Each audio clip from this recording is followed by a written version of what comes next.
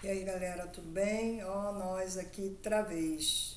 Vocês devem estar se perguntando, mas ela não disse que a aula ia ser diferente? Pois é, mas na semana passada já foi, né, com o professor Tiago Ratz. Mas exatamente por isso é que eu venho complementar, porque o sistema positivo ele não coloca todo o conteúdo nas suas aulas, né?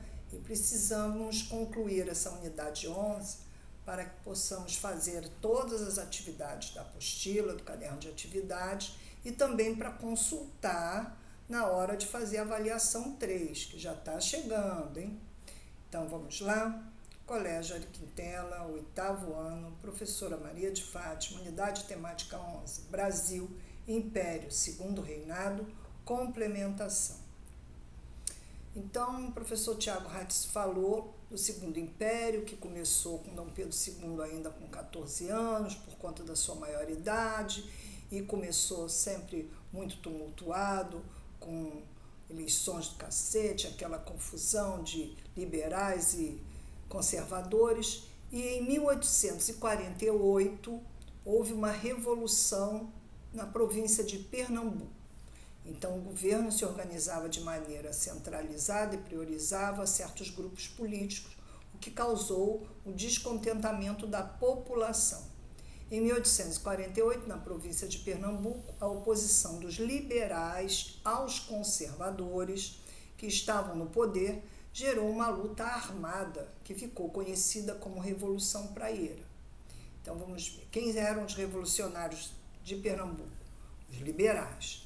Por que eles fizeram essa revolução? Porque havia uma incompatibilidade na posição política entre liberais e conservadores. A própria palavra está explicando, né? Liberais, aqueles que lutam pela liberdade, queriam um Brasil republicano, e os conservadores querendo manter a monarquia. Bom, a substituição do governo central feita pelo imperador, que destituiu os liberais do poder em virtude de um governo conservador. Lógico, se o governo era conservador, os liberais estavam fora dele. Bom, e o que ficou resolvido com essa revolução?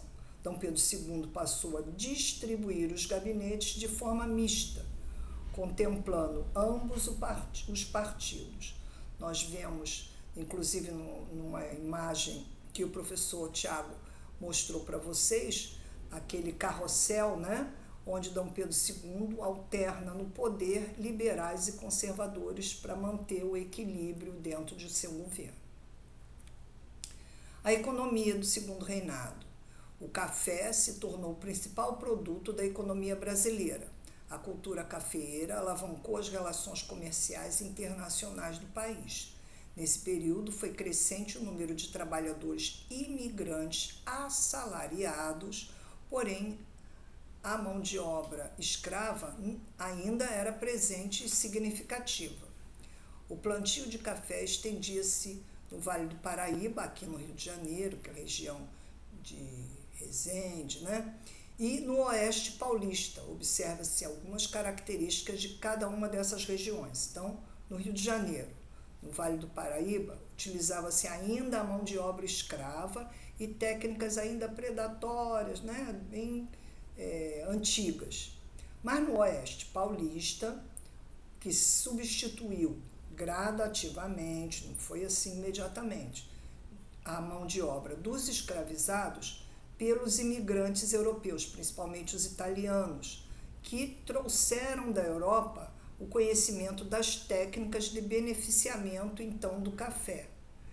E o café passou a ser, então, no Brasil, uma moeda muito forte. O Brasil passou a ser um dos primeiros produtores de café no mundo. Bom, surto da industrialização.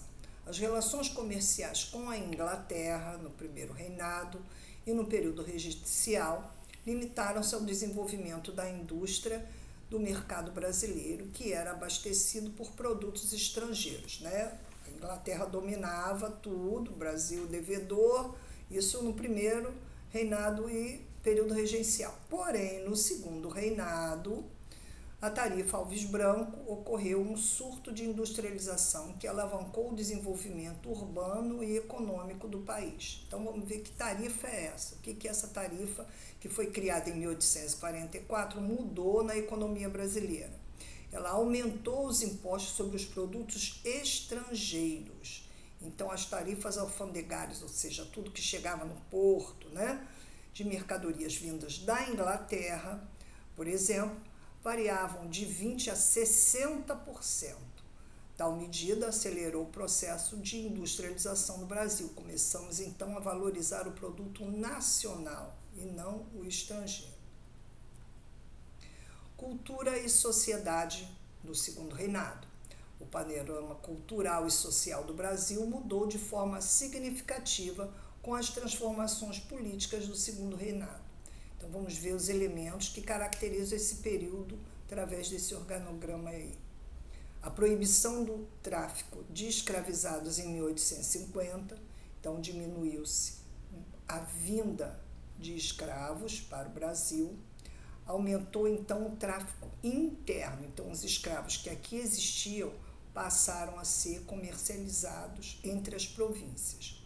E, naturalmente, que diminuiu, né? Escassez, pouca mão de obra, né? Se os escravos estavam proibidos de chegar, alguém tinha que substituí-los. Concentração de terra nas mãos dos latifundiários, isso daí é constante no Brasil, né? Até os dias de hoje. A presença de imigrantes nas fazendas de café, nós vimos inclusive na imagem do slide anterior. Incentivo à vinda de imigrantes europeus para o Brasil.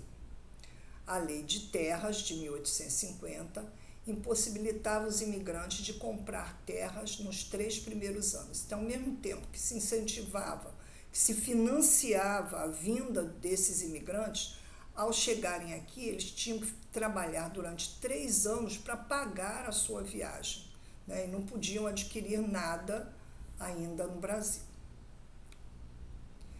Cotidiano nos centros urbanos, ou seja, nas cidades. As medidas adotadas por D. Pedro II para a recuperação da economia, como incentivo ao comércio e à industrialização, repercutiam no desenvolvimento dos centros urbanos, ou seja, nas cidades. A modernização foi notável, tanto na arquitetura, né, na construção das casas, que seguiam os modelos europeus, como na cultura, que se baseavam nas tendências europeias, como eu disse, no século XIX. Mesmo no Rio de Janeiro, por exemplo, uma cidade super quente, todo mundo se vestia como os ingleses.